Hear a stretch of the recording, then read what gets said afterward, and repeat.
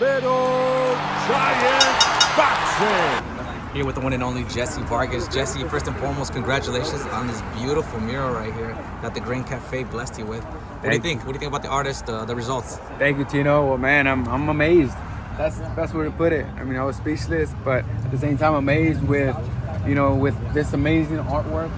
I mean, you did an amazing job. It looks just like you, dude. It's Right? crazy. Yeah, he killed it. Man. He did an amazing job. Beautiful and I was job. surprised. Alfonso Artista is his name, and he did a phenomenal job. Sur Ramirez, David Ramirez, myself.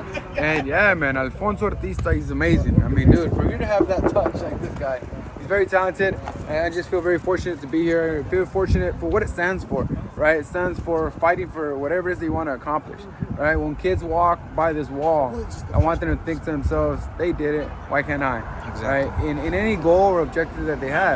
And I think that's the reason why Hector, the owner of this restaurant, the Grand Cafe, here at Pico Boulevard, 4220 Pico Boulevard. You ever want to come see it, come check it out. Take a picture with it. Yeah, to take a picture with it. And honestly, I just hope that, the kids will see this and say, yeah, I mean, they came from nothing to something. We could do it also with a lot of hard work and determination. And I'm just happy that this is a signal of that. Very inspirational. Hopefully Vegas next. And Jessie, what's been going on between you and Broner? I see you've been FaceTiming him. He's been FaceTiming you. You guys been kind of low-key talking smack to each other. Yeah, man. Well, I mean, there's just, to be honest with you, man, there's unfinished business. Yeah. Unfinished business is what it is. And, he keeps thinking that, he keeps trying to think and say that he beat me the first time and that he beat me again. So I clear things up with them. And I try and tell him to stop talking so much crap. Right. This guy just talks a lot of crap. What can I say? Right. We may. There's unfinished business there, and we may even make. You never know if the second fight can happen. Right. So maybe there's something there. Hopefully it does happen because I'd love to see it. I'm sorry? I'd love to see it. Yeah, I mean, a lot of people would love to see that fight. 154 or something like that, right? Yeah. I mean, I'd get to finally shut him up, and afterwards you wouldn't be able to say anything. So maybe it won't be a bad idea to make it happen. All right. And Jessie, obviously too, one of your buddies, someone that used to spar when he was a young kid, Devin Haney, has a big fight coming up against Ryan Garcia. First and foremost, what do you think about that crazy ass press conference, the first and second one? I didn't watch him, but I wish them both the best. It's gonna be a good fight.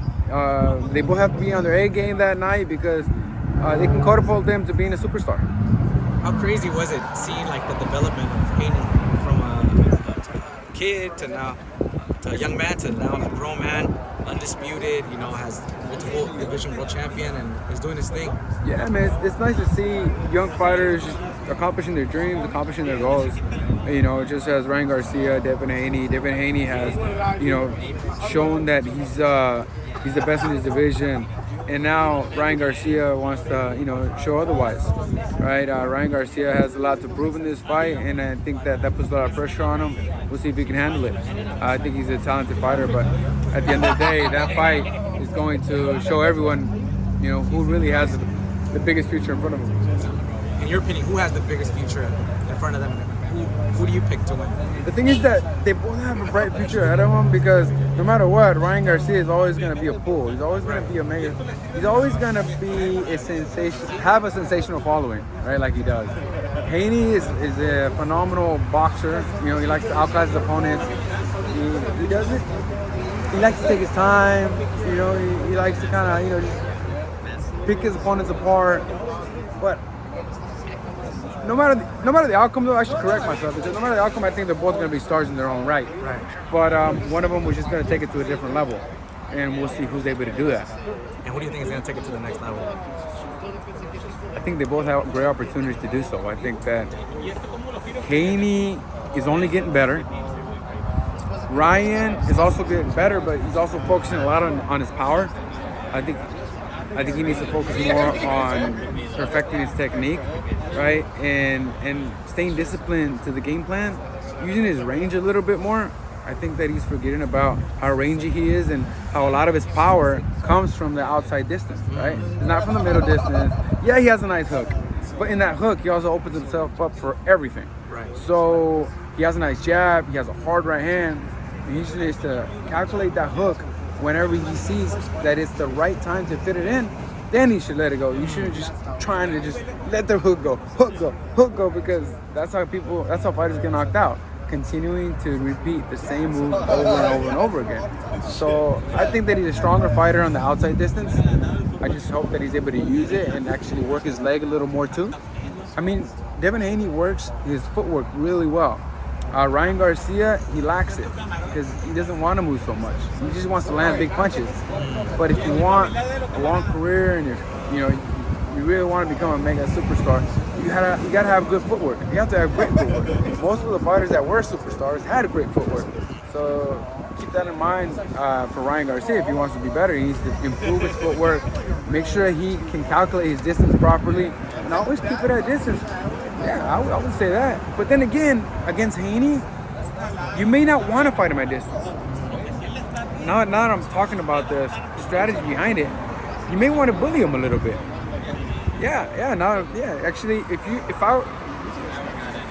you were fighting Devin Haney, you know he's going to be better at outpointing you and at fighting you at distance. So what do? You got to get in there and you got to fight him from the mid-distance, actually. Now that I'm talking about it, I just dissected that right now. Connect from the inside, get a little rugged, get a little, not dirty, but a little rough. You know what I mean? You got to get rough in there against a guy that's smart and has his ring generalship and ring IQ like Devin Haney. You got to get tough in there. You got to hit him to the body, hit him up top. You got to get rough with him. And then at times, you got to actually pull him into a trap, right? Where he thinks you're going to come in, and then you don't come in, you get him at distance. You got to switch it up. You got to know how to switch it up. But the game isn't easy, right? I mean, the guy that is in better shape, the guy that has the best game plan that night is going to win. Anything can happen. But Devin Haney, I mean, he's going to want to control the distance. So you already know what he's going to do. Ryan is going to have to switch it up somehow. Jesse, Damn, you just made me right now. Jesse, like, literally think about the problem. Yeah, Jesse, have you ever thought about being a trainer? Have you flirted with that idea? No, I haven't flirted with that idea, not yet. I'm sure a fighter or two have asked you, right? For pointers or come check me out there sparring. Yeah, they have. Tell me what you think type of deal.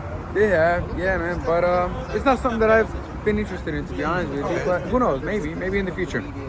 Yeah, because you're really good at breaking it down, and that was just you, and like off the cuff, you know what I mean? Yeah. I mean, I haven't really thought about the fight much, just because I know both guys. So muchas gracias. Nos vemos. Ese Mural, Alfonso Artista. Yeah, he's the gentleman who did this. He did an amazing job with the mural. Yeah. But yeah, man, I think that I haven't been that involved in this, like in all the rumors and all the antics and back and forth, because I know it's a show. Yeah. But now that I'm actually talking about the strategy behind both fighters, I'm like, wait a second, all right. In that case, if Ryan Garcia switches it up a little bit, gets a little rough, he may be able to be a little more successful than many people think.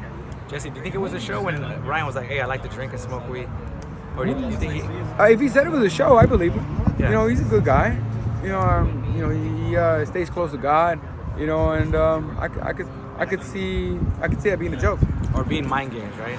Yeah, it's mind games. It could be either mind games. It could be trolling. Him just wanting publicity, yeah. Right? Just like people are gonna hear about this, and it's gonna create some conflict between the fighters. It may just create a little more promotion, and which it did. Yeah, he's great at promoting himself. He really is. He's a great influencer. So maybe it was just for sure.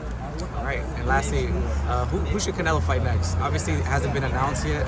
They're throwing out Munguia. I like Benavidez. I like Munguia. Okay. Like if I were to be in that position as a fan, I say Munguia or Benavidez. As a promoter, as Canelo's promoter, I say Munguia. Yeah. Why Munguia? He's a younger fighter. He's strong, but he's younger. He's a little inexperienced. So get him now before you get him later. Because you get him a little too late. The fight's gonna be more difficult. He's only gonna get better, is what you're saying. Yeah, exactly. He's only getting better, and even after you lose that fight, he doesn't really lose anything, right? He's only gonna get bigger. He's gonna gain the experience. He's gonna get a big paycheck, and that's how I see it. And he's gonna become a lot better in the future. So Canelo should get him now. All right. Any last words? I was trying to get a fight with Munguia in the past. I remember that. That would have been a war. 154 or where? Yeah, 154. You still flirt with that idea or no? Well, right now I'm out of the game. I'm out the game now. But Munguia, he has a bright future ahead of him. He's a good fighter. He has a good promoter behind him. Did you see improvements in his last fight with Freddie Roach? Very much. What did you see? I saw a stronger fighter. I saw a fighter that can manage his distance a little bit better. I saw volume punches. Yeah. He was able to combine them together. He was, he calculated his distance well. That way he was able to land his punches properly. And which you land them at the perfect distance, they come in a lot stronger.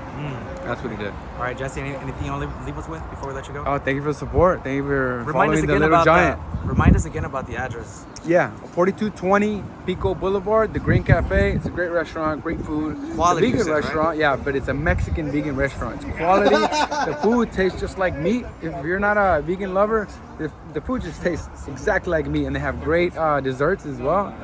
They have some good stuff. I'm telling you, this is my favorite vegan restaurant. Every time I come to LA, I stop by the Grand Cafe. So come out, and then you get to see the mural, take a picture with it, and yeah, man, we're just happy to be here. Thank you, Jesse. Appreciate your time. Anytime.